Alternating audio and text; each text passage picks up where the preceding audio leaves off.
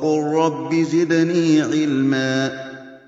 Ceci est le vrai combat, mes frères et mes sœurs. Et le plus grand combat, car c'est celui qui aide à être prêt à tous les combats légiférés, selon les règles de l'islam. Car ton plus grand ennemi et ton plus dangereux ennemi, il est en toi. Dans la majorité des cas, on oublie qui est notre vrai ennemi. Alors on veut toujours jeter la responsabilité sur autre que nous. C'est facile de faire cela. Le fait de jeter la responsabilité sur d'autres, ça t'empêche de te corriger toi-même, d'être clairvoyant sur tes défauts, de faire l'effort nécessaire pour t'éduquer, combattre les mauvais penchants en toi, pour te contraindre à être quelqu'un de bon. Quand ton âme bestiale te pousse à jalouser quelqu'un, à être jaloux envers lui, quel est le sens de la jalousie? Espérer que la personne perde le bien qu'elle possède, le bien dans lequel elle est. Espérer cela, c'est ça la jalousie. Comme il a dit l'imam Ibn Taymiyyah, il n'y a pas un corps dans lequel il n'y a pas de la jalousie. Mais la personne vile, elle l'assouvit, cette jalousie, et la personne bonne, elle la combat. Elle la contredit. Elle est là, la jalousie. Il la combat. Comment il la combat?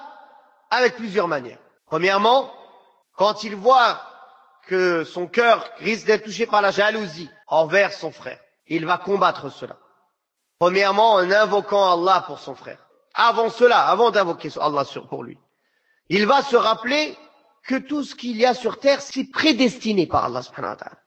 Alors comment il peut se rebeller en vérité et ne pas accepter ce qu'Allah a destiné? Allah a décidé de lui donner une chose qu'il ne t'a pas donnée à toi. Pourquoi n'acceptes-tu pas cela? Il y a un problème, cette personne, il a un problème avec la destinée. Il doit se rappeler que tout est destiné. Et si Allah il a voulu ainsi, c'est qu'il y a un bien. Deuxièmement, il doit s'efforcer à arrêter d'éprouver ce sentiment, à combattre cela. Troisièmement, invoquer Allah subhanahu wa ta'ala pour cette personne en bien. Pour qu'Allah lui augmente le bien. Pour qu'Allah lui augmente cette chose dans laquelle il est, qu'il le préserve dans ce bien. En invoquant Allah pour lui, il va aller à l'encontre de ce que son âme bestiale veut, qui est qu'il espère qu'il perde celle-là. Non, il invoque Allah pour que ça dure et ça augmente. Il invoque Allah pour lui, qu'Allah lui augmente en bien. Ça, c'est la première des choses. En invoquant Allah pour lui pour que ça augmente en bien, qu'est-ce qui va se passer? Les anges invoquent pour lui, disent Amin et à toi aussi. Quatrièmement, au lieu de le jalouser, il n'a qu'à l'envier en bien. C'est espérer que lui-même il ait la même chose, sans espérer que le deuxième perde ce bien dans lequel il est. Ça c'est permis. On voit quelqu'un, masha'Allah, qui est pieux, qui avance dans la science, qui craint Allah. Pourquoi le jalouser? Espérer qu'il ne craigne plus Allah, qu'il n'avance pas dans la science, qu'il ne soit pas pieux. Non, au lieu de le jalouser, invoque Allah pour lui et espère être comme lui. Ça s'appelle le ribta. C'est pas le hasad. Il y a une différence. Donc, le combat de l'âme, quand la jalousie le touche, ou l'orgueil, ou mépriser les autres, ou je ne sais quoi, il est constant. C'est pour ça que le vrai combattant est celui qui a combattu son âme et la contrainte à l'obéissance d'Allah subhanahu wa ta'ala. Qui est cet ennemi qui te mène à ta perte, qui va t'emmener en enfer, si ce n'est l'âme bestiale? C'est-à-dire, c'est l'âme. Le shaitan, il vient insuffler l'âme. Est-ce que le shaitan, il peut forcer à faire le haram? Non. Te forcer à être mécréant? Non. Il insuffle. Mais celle qui te pousse au mal, c'est quoi? L'âme bestiale. Donc, on comprend bien que l'âme de la personne est le plus grand ennemi de la personne. Et c'est celle qu'il doit surveiller constamment. Et l'âme, c'est comme un enfant que tu dois éduquer. Si tu l'as gâtée, elle va être capricieuse. Elle va te faire tout le temps des caprices. Je veux ci, je veux pas ça, je veux pas faire ci, je veux pas faire ça, je veux pas faire salat, je veux pas lire le Coran. Ah non, je suis fatigué. Ah là, je veux un kahwa. Ah là, je veux m'allonger. Ah là, non, on va aller manger. Là, on va perdre du temps. Là, on va blablater. Là, voilà. Mais quand tu l'éduques correctement, après, elle devient apaisée. Mais ça, c'est pas tout de suite. Ça prend du temps. Et ça demande de la constance dans le travail. Car au début, quand Allah Ta'ala donne le bienfait de la guider à une personne, ou du repentir, il a encore cette lumière et ce goût en lui, cette douceur dans l'adoration. Mais avec le temps, elle s'estompe. S'il ne fait pas l'effort constamment, il n'augmente pas. Et il ne trouve plus le goût dans l'adoration d'Allah, dans l'obéissance, comme il l'avait au début. Mais là, il va devoir faire un effort sur lui-même, constant, se contraindre. Bien sûr, toujours en espérant la récompense d'Allah, pas d'une manière se contraint dans le sens il ne trouve aucun plaisir à faire cela. Non, mais il sentira une difficulté. Il a du plaisir à le faire, mais il va pas sentir le plaisir tout de suite. C'est comme n'importe quel travail que tu fais. Quand tu le fais, tu éprouves une difficulté quand tu le fais sur le moment. Mais tu le fais parce que tu sais qu'il y a des bons résultats derrière. Par rapport à, donc tu as du plaisir à savoir ce à quoi tu vas arriver à la fin du travail, n'est-ce pas? C'est ça qui t'encourage. Donc de la même manière, la personne, il va faire un effort constant sur lui-même. Dans l'adoration d'Allah, dans l'apprentissage, il va combattre son âme dans l'apprentissage de la science correcte, dans le fait de respecter les ordres d'Allah, de faire ses prières à l'heure, en groupe, de faire les prières surérogatoires, de lire le Coran, les hadiths, d'invoquer Allah, d'évoquer Allah matin et soir et toute la journée, de s'éloigner du haram, etc. Il va être dans un constant combat jusqu'à qu'il va réussir à éduquer cette âme et qu'elle va être apaisée et qu'elle va trouver du plaisir.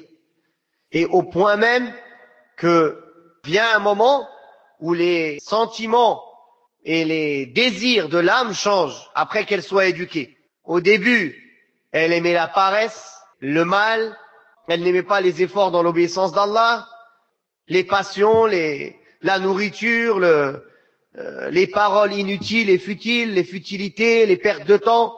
Et après l'avoir éduquée constamment, alors elle n'aime plus ces choses-là. Et elle aime l'obéissance d'Allah. Et elle trouve un plaisir dans l'obéissance d'Allah. Au point même où il serait prêt à échanger le monde entier, à donner le monde entier en rançon juste pour une salat ou pour évoquer Allah ou pour une bonne action qu'Allah lui a permis de faire. Comme le prophète sallallahu alayhi wa sallam, il a dit, la fraîcheur de mes yeux, je l'ai trouvée dans la salat. Repose-nous par l'appel à la prière. C'est-à-dire, c'est un repos. Certains sahaba, quand ils étaient pendant la guerre, pendant le combat, ils ont été touchés à la jambe, leur jambe, elle a été putrifiée. Ils ont dit, comment on va lui faire pour le couper? À l'époque, il n'y avait pas d'anesthésie. Il a dit, il n'y a que dans salat, il bouge pas. Alors, ils ont attendu qu'il soit en salat pour lui couper la jambe. Amr ibn al-As, une maison, elle s'est écroulée devant lui, elle s'est écroulée sur lui pendant la salat, il n'a pas bougé. Tout s'est écroulé devant lui, il n'a pas bougé. Et ce sahabi, ce compagnon qui montait la garde pour les croyants, il est rentré en salat, il a oublié la garde. Une flèche, elle le traverse, il la prend, il la sort. Une deuxième flèche. Il est en salat, il sort pas de salat. Des flèches, elles lui arrivent dessus, il sort pas de salat. Il enlève les flèches, il continue la salat. Après, il a pensé, il faut qu'il prévienne les musulmans, il est sorti de salat. Comment ces gens-là, ils sont arrivés à ça? Ils ne sont pas des prophètes. Mais, ils ont suivi l'éducation du prophète sallallahu alayhi wa sallam. Ils ont été éduqués par Allah subhanahu wa ta'ala, puis par l'envoi du prophète sallallahu alayhi wa sallam. Et ils ont suivi son chemin. Et ils ont pris ses indications.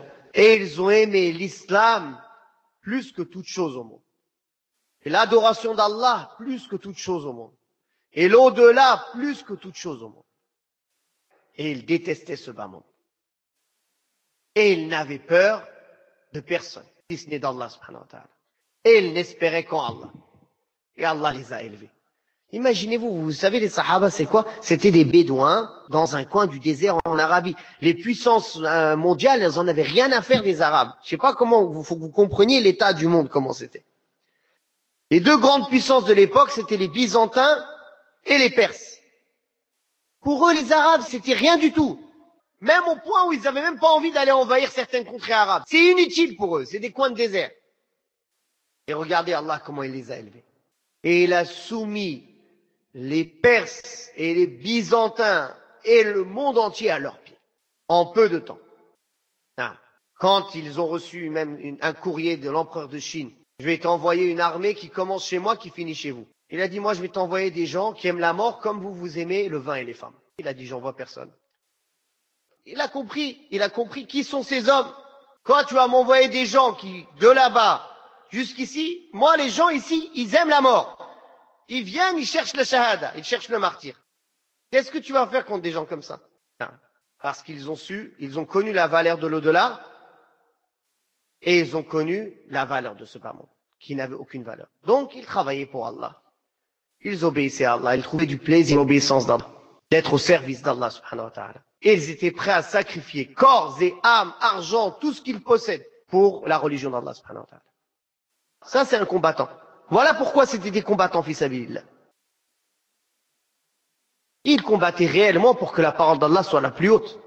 De toute façon, ils étaient dans le combat perpétuellement, dans le combat de leur âme, dans le combat de shaitan, dans le combat de leur passion.